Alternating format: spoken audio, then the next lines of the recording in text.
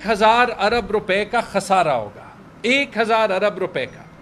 जब ये कह रहे हैं कि 4000 अरब रुपए हमने फ्लड्स पे लगाने, मुझे खुद पता है कि 200 अरब रुपए तो इमीडिएटली हमने लगाने हैं खैबर पख्तूनख्वा में। अफसोस की बात यह है, और मैं चाहूँगा कि इस पे फिर परवेज़ खान साहब भी हमारे एक्स चीफ मिनिस्टर रहे हैं, वो भी बोले, असद कैसर साहब भी बोले। देखिए हमारा क्या हाल इन्होंने कर दिया है। मैंने ये सारे इश्यूज़ उठाए थे, एक भी सॉल्व नहीं हुआ। लेकिन हकीकत ये है कि आज जब मेरे से पूछा जा रहा है कि कबायली अजला में हमें चाहिए कि हम सिक्योरिटी के पैसे ज़्यादा लगाएं, डेवलपमेंट के पैसे ज़्यादा लगाएं, हमारे पास हमारे तनख्वाह का बिल है 5.5-6 अरब और हमें यहाँ से ट्रांसफ़र हो रहे हैं 4.5 अरब। 1.5 अरब रुपए मैं कहीं से अपने जेब से ढूंढ रहा हूँ, लेकिन जो मुझे कुशन मिलता है नेट हाइडल प्रॉफिट का, इस पे मैं परवेज़ खान को दाद देता हूँ जो उन्होंने एक तारीखी एमओयू की बात आजकल बहुत हुई है ना, तो एक एमओयू खैबर पख्तूनख्वा और वफाक के दरमियान है नेट हाइडल प्रॉफिट पे कि हमें हर माह वो मिलेगा 1.1 रुपये फ़ी यूनिट, और वो हर साल 5% ज़्यादा होगा। आखिरी 2 साल में खान साहब, बल्कि 1 साल और 9 महीने, क्योंकि मार्च में हुकूमत बदल गई, 68 अरब रुपए इमरान खान ने खैबर पख्तूनख्वा को, एक छोटे सूबे को ट्रांसफ़र किए। 68 अरब रुपए। ये मुझे बताएं ये 6 महीने में कितने ट्रांसफ़र किए होंगे, कितने अरब, चले कितने करोड़, कितने लाख? 1 रुपये भी नहीं ट्रांसफ़र हुआ। ये हमारा इन्हीं हक है, परवेज़ खान से बेहतर किसी को नहीं पता। वो हमें अभी 60 अरब रुपए के खसारे में लेके चला गया है, ऐसे वक्त में जब हमें चाहिए कि हम महंगाई पे जो वफाकी हुकूमत से आई है उसको मिटिगेट करने के लिए हम लोगों को जो है वो, और सैलाब पे उनको रिलीफ दें, कोई सब्सिडी दें। लेकिन जब मेरे 60 अरब की सब्सिडी वफाकी हुकूमत खा जाएगा, तो क्या फिर मुझे ये पूछने का हक नहीं है कि इस सूबे का, इस वफाकी हुकूमत के मैंडेट में, या मैंडेट तो जाली है लेकिन कितना हक है? सच्ची बात यह है, और ये मैं एंड में यही कहता हूँ कि ये डरे हुए हैं, और इतने डरे हुए हैं कि इनको भी पता है कि ये अभी इनसे हल नहीं होता। ये इनकी सारी स्टेटमेंट्स ये बताती हैं, लेकिन इन्हें पता है कि अगर ये जो एक ही हल है इलेक्शन, क्योंकि अवाम को भी ये चाहिए, हमारे बैरूनी दोस्तों को भी ये चाहिए, जो हमारे बैरूनी ममालिक दोस्त हैं, IMF और वर्ल्ड बैंक को भी ये चाहिए कि एक ऐसी गवर्नमेंट हो जो 5 साल अभी मईशत को सही ट्रैक पे ले जाए। इनके ख्याल में इमरान खान के खौफ से ये इलेक्शन नहीं करा रहे, उसका जो उसकी जो कीमत निकल रही है खैबर पख्तूनख्वा जैसे सूबे, बल्कि पूरे पाकिस्तान के लोगों से निकल रही है। और ये अपनी सियासत जितनी ये लंबी रहेंगे और भी तबाह करेंगे, पाकिस्तान की मईशत को और भी तबाह करेंगे। और खौफ ये है कि फिर जो इसको इकट्ठा करके ठीक करना होगा वो इतना मुश्किल काम होगा कि बीच में जो चैलेंजेस होंगे वो सॉल्व करना बड़ी मुश्किल हो जाएंगे। तो इसलिए मैं आज इस्लामाबाद आया, यहाँ पे इस्लामाबाद में अपने सीनियर्स के साथ बैठ के बात कर रहा हूँ, कि हमारी आवाज़ इस हुकूमत में तो बाकी पाकिस्तान में नहीं पहुँचती। तो रिक्वेस्ट है कि पाकिस्तान की खातिर और पाकिस्तान में सारे सूबों की खातिर हमारी ये आवाज़ और हमारी ये चैलेंजेस आगे तक भी पहुँचाएँ। सर बिस्मिल्लाहिर्रहमानिर्रहीम। देखिए मैं तो ना इतना टेक्निकल हूँ, मैं कुछ बातें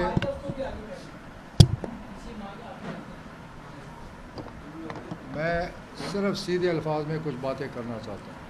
देखें, जब हमारी हुकूमत थी, हमारे ख़िलाफ़ प्रोपेगेंडा हुआ, महंगाई हो गई, इमरान खान हुकूमत नहीं चला सकता, नालायक हैं, और हम बड़े तजुर्बाकार हैं और हम आएंगे तो ये मुल्क खुशहाली आ जाएगी और तरक्की होगी। मैं सिर्फ इतना पूछता हूँ इन तजुर्बाकारों से, ये जब आएँ, जब हुकूमत बनती है, हुकूमत की कोई पॉलिसी होती है, कोई प्रोग्राम होता है कि आगे हमने चल के क्या करना है, कैसे टैक्स कलेक्शन करनी है, मुल्क को कैसे आगे लेके जाना है। इनकी कोई पॉलिसी है ही नहीं, क्योंकि ये हुकूमत चूचू का मुरब्बा है। 11 पार्टियाँ हैं, सब ने अपनी दुकानें खोली हुई हैं, ان سے کیا پالیسی آئے گی؟ وہ تو ایک شارٹ ٹائم کے لیے آئے اور اپنا کام دکھا رہے ہیں۔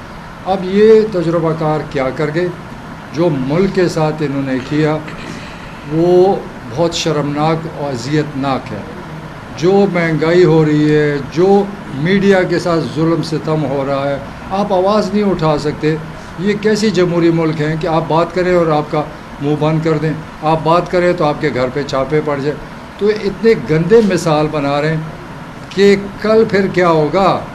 انشاءاللہ عمران خان تو آئے گا اور 2/3 میجورٹی کے ساتھ آئے گا، تو پھر ان کو شرمندگی اٹھانی پڑے گی۔ تو میں ان کو کہتا ہوں کہ ہم ان ہتھ کنڈوں سے نہ ڈرتے ہیں نہ پرواہ ہے، ہم سیاسی لوگ ہیں، ہم فیس کریں گے، لیکن یہ سوچیں یہ ملک کے ساتھ ظلم ہو رہا ہے۔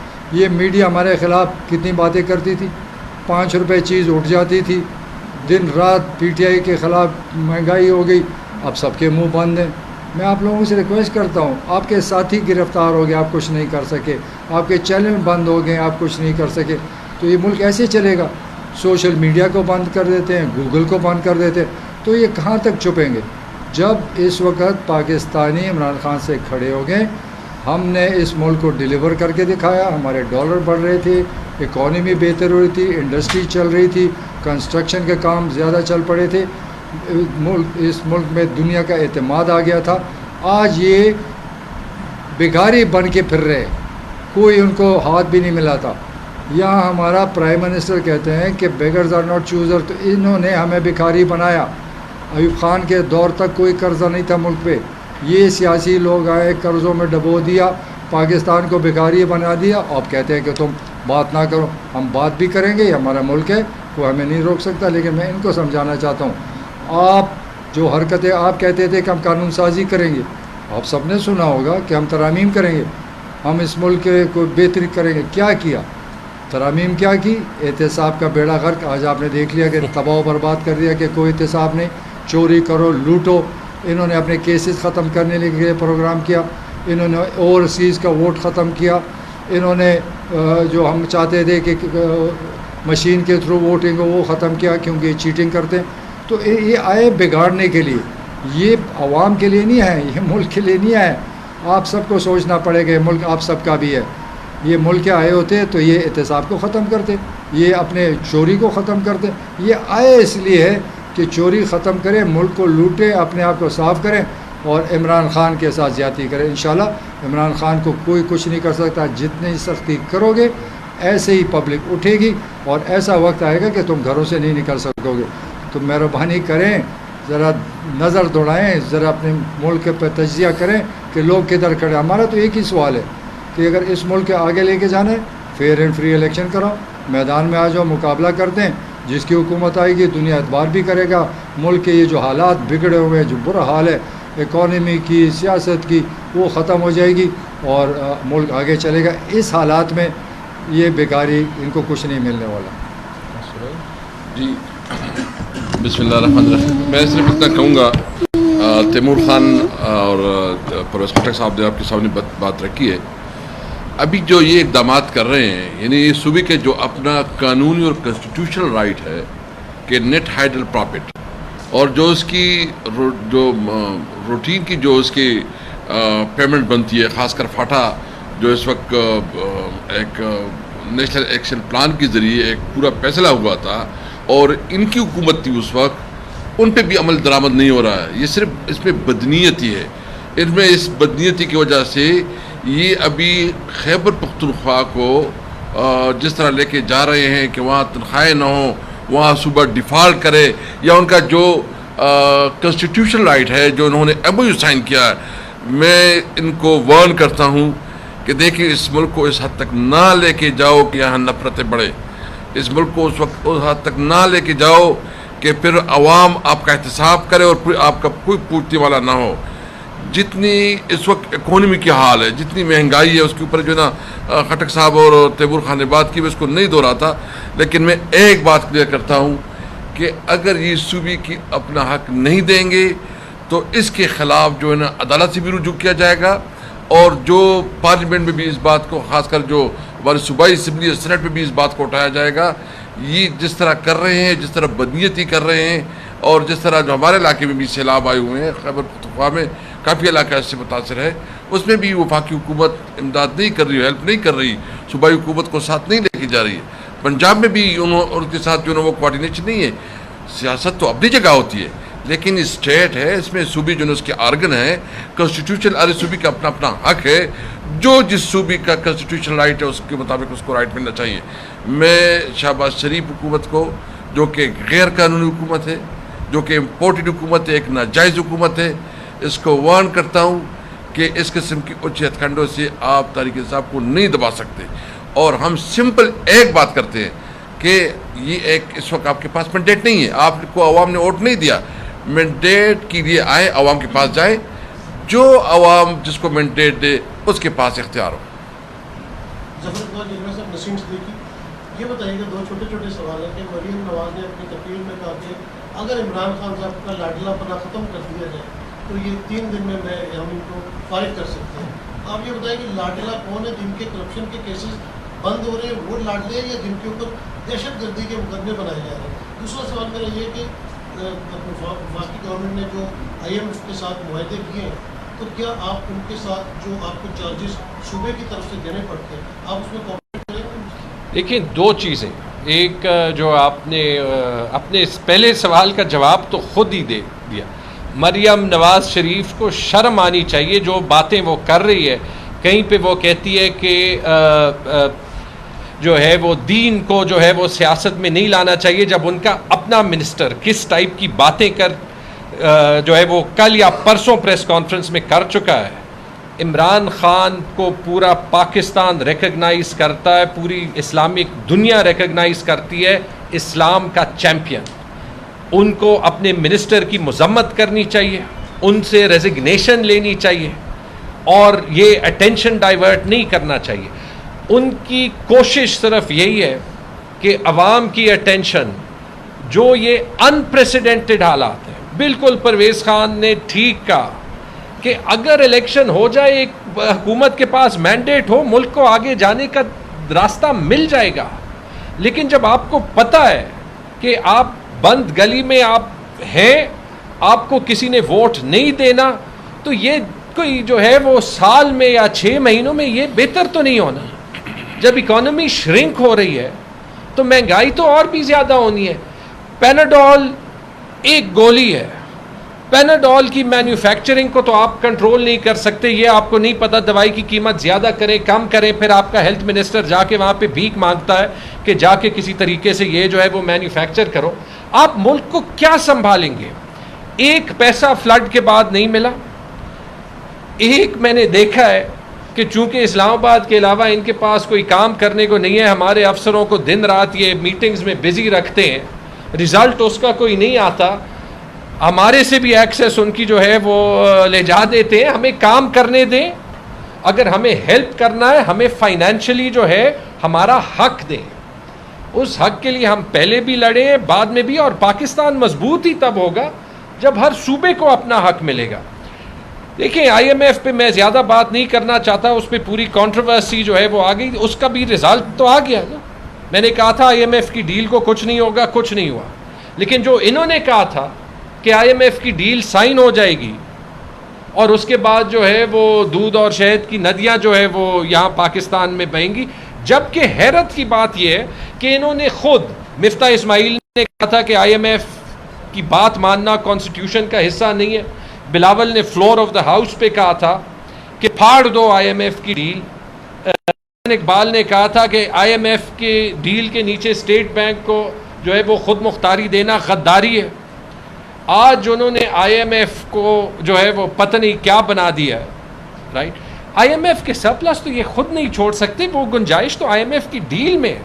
IMF ان کو ہیلپ کرے گا. میں آپ کو ایک بات بتا دوں، اگر ان سے نہیں چل رہا، ایک ریکویسٹ ہے، کم از کم خیبر پختونخوا میں یہ FBR سے ٹیکس کلیکشن ہمیں دے دیں. FBR کی ٹیکس کلیکشن کی انکریز 8% ہے. ہماری صوبائی انکریز، ہمارا بیس کم ہے، ہمارے پاس وہ ٹیکسز جو ہے وہ نہیں ہوتے.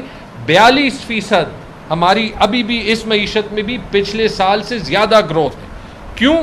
کیونکہ ہم محنت کرتے ہیں، ہم ٹیکس کم کر کے بیس کو بڑھاتے ہیں. لیکن مجھے خوف ہے، آپ کو میں نے نمبرز جو ہے وہ دکھا دیے، 4000 ارب سیلاب پہ پورے پاکستان میں لگانے ہیں.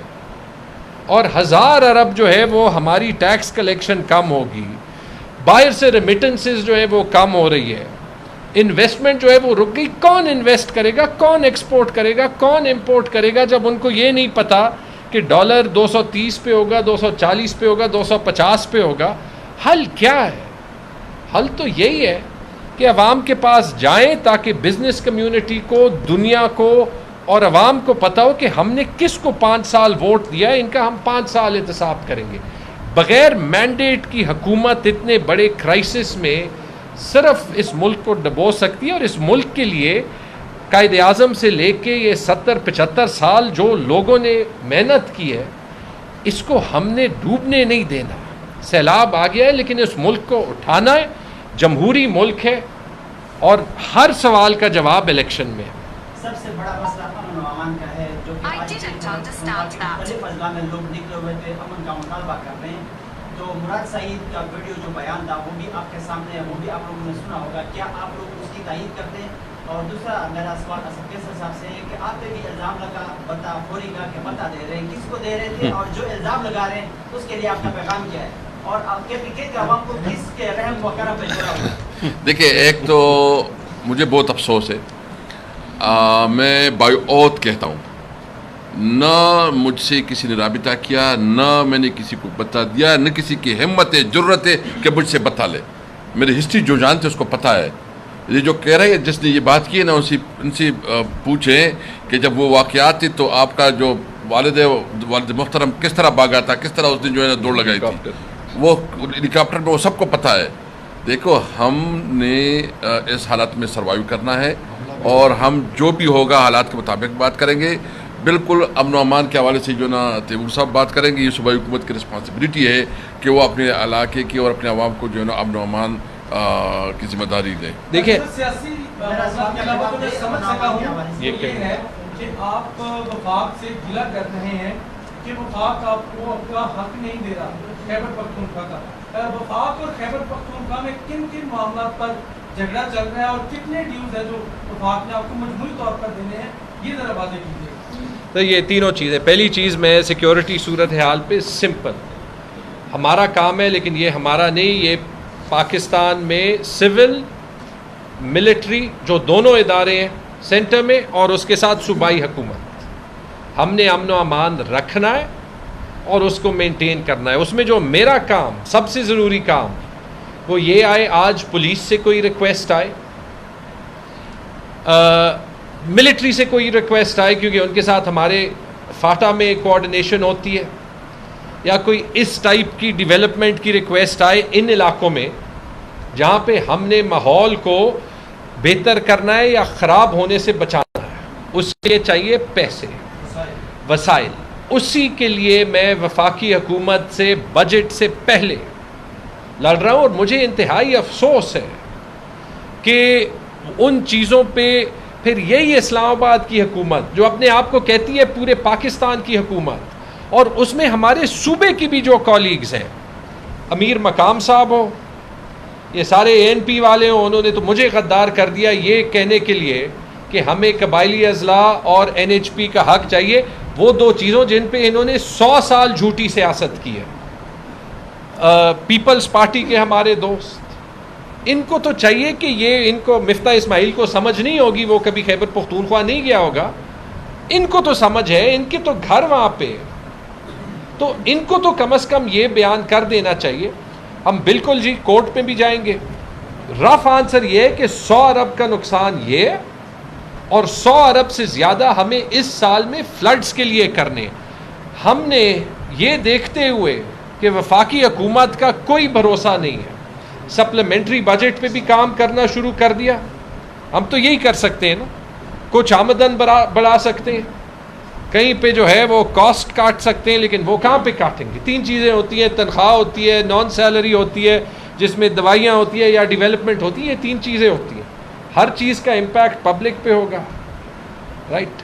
یا پھر یہ کہ اس چیز میں وہ جو میٹنگز دن رات ان کی ہوتی ہیں ہمارے افسران کے ساتھ, تو اس میں یہ کوئی کوآرڈینیشن کرے. 10 ارب کا اعلان ہوا ہے, جیسے کالجز کا اعلان ہوا ہے, جیسے یونیورسٹیز کا اعلان ہوا ہے, جیسے جو ہے وہ کپڑے بیچ کے آٹا سستا کرنے کا اعلان ہوا ہے. 1 روپے تو آ جائے نا، وہ اربوں میں جو وعدے ہوئے 1 روپے تو آ جائے، لیکن اس کا امپیکٹ بھی ہے، اس کا امپیکٹ صوبے کے ڈیوز NHP پہ 60 ارب روپے، قبائلی اضلاع میں ہمارا سارا کچھ جو ہے وہ ہٹا دیں، ہمارا منیمم خرچہ تنخواہوں کا اور نان سیلری کا ہسپتال چلانے کے، اسکول چلانے کے 80 سے 90 ارب ہے۔ جب خیبر پختونخوا کا خرچہ تقریباً 1000 ارب ہوگا، سندھ کا 2000 ارب ہوگا، تو آبادی کی نسبت سے لگا لیں۔ قبائلی اضلاع کو اس لیے ضم کیا تھا نا کہ ان کو باقی پاکستان کے سٹینڈرڈ پہ لانا ہے، تو جب 90 ارب میں آپ 60 ارب دیں گے کرنٹ بجٹ کا، اور یہاں پہ آپ مجھے 60 ارب NHP کا نہیں دیں گے، جو آپ نے MOU، آپ کہتے ہیں کہ MOU سے جو ہے وہ لیفٹ رائٹ جانا بڑا غلط کام ہے، یہی مفتاح اسماعیل نے خیبر پختونخوا کی گورنمنٹ پہ یا میرے پہ الزام لگایا نا۔ تو وہ جو MOU کی میں بات کر رہا ہوں، اس پہ سائن عمران خان کے نہیں ہے، اس پہ سائن ہے پرویز خان خٹک صاحب کے اور خواجہ آصف کے، جو اس وقت وفاقی وزیر تھے، کہ آپ کو ہم یہ ہر مہینے جو ہے وہ یہ پیسے اس ریٹ سے دیں گے۔ تو یہ 6 مہینے میں 1 روپے آ جاتا، اربوں تو چھوڑیں، 1 روپے آ جاتا۔ پچھلے 2 سال میں 68 ارب روپے آئے، کبھی کبھی مشکل ہوتی تھی، لیکن فرق کیا تھا؟ شوکت ترین سے ایک میٹنگ کی، انہوں نے ہمارے چیلنجز سمجھے، انہوں نے کہا کہ یہ صوبے کا حق ہے۔ 30 جون 2021 کو ہمیں 25 ارب روپے ایک دن کو ریلیز ہوئے۔ قبائلی اضلاع کے جب بجٹ پہ ایشو آیا، عمران خان نے بنی گالا عید کے دن منگوا کے اپنی ٹیم کو کہا، اس وقت حفیظ شیخ جو ہے وہ فائنانس منسٹر تھے، یہ 19-20 کی میں بات کر رہا ہوں، بجٹ ڈبل کر دیا۔ وسائل اس وقت بھی نہیں تھے، آپ کو حل نکالنے ہوتے ہیں، صرف پریس کانفرنسز پہ بیٹھ کے اشارہ آپ سمجھ گئے ہوں گے، رو کے اور رو دھو کے جو ہے وہ اس ملک کے مسئلے نہیں حل ہوں گے، مسئلے حل کر دیں۔ لاسٹ کویسچن، آپ نہیں سمجھتے کہ اسمبلیاں چھوڑنے کا فیصلہ غلط تھا؟ آپ وہاں پر پارلیمنٹ کے اندر ان کا مقابلہ کر سکتے تھے، اگر آپ سے اسمبلی چونکہ آپ سابق وزیر دفاع بھی رہیں گے، خبریں گردش کر رہی ہے کہ کل چیئرمین پاکستان وزیر صاحب سے عربی کی ملاقات کی، کس طرح سے ملاقات کوئی نہیں ہوئی، جو میری انفارمیشن وہ آپ نے کہا استعفے ہم نے ٹھیک ٹھاک کیے تھے۔ ہم نے دیکھیں قانون یہ کہتا ہے کہ ایک ممبر آف دا اسمبلی میں کھڑا ہو کر استعفیٰ دیتا ہے تو وہ منظور ہو جاتا ہے۔ اس سے پہلے مثال ملتان کے ہمارے کیا نام بولے اس کا موجود ہے، وہ کھڑا ہوا چلا گیا اور استعفیٰ منظور۔ یہ اس لیے کر رہے ہیں کہ ایک نفاق پیدا کیا جائے۔ ہم نے تو ابھی بھی کورٹ میں گئے کہ ہم نے جتنے استعفیٰ دیے اکٹھے منظور کرو تاکہ اکٹھے الیکشن ہو۔ یہ چاہتے ہیں کہ گروپس میں الیکشن کریں اور ہم چیٹنگ کریں اور داندھی کریں، اور گروپس میں بھی کرا دو، آپ کو شکست ملے گی، لیکن کرا تو دو۔ تو میں ان کو کہتا ہوں کہ ہمارے استعفے منظور کریں، ہم نے دل سے استعفے دیے، کوئی واپس نہیں جائے گا اسمبلی میں، جو مرضی کر لو۔ تو قانون کو یہ جو کہتے ہیں کہ اسپیکر بلائے گا، یہ ایک نیا ڈرامہ میں نے تو کبھی نہیں دیکھا تھا۔ جو اسمبلی میں کھڑا ہوتا ہے استعفیٰ دیتا ہے وہ منظور ہو جاتا ہے، قصہ ختم۔ تو یہ جو ہم سب تیار ہیں ہر وقت جس وقت چاہیں ہم دوبارہ استعفیٰ لینا چاہتے ہیں دوبارہ، لیکن ہم اسپیکر کے اس میں نہیں آئیں گے کہ ہم اس کی باتیں سنیں اور اس کی تابعداری کریں۔ تھینک یو جی، تھینک یو۔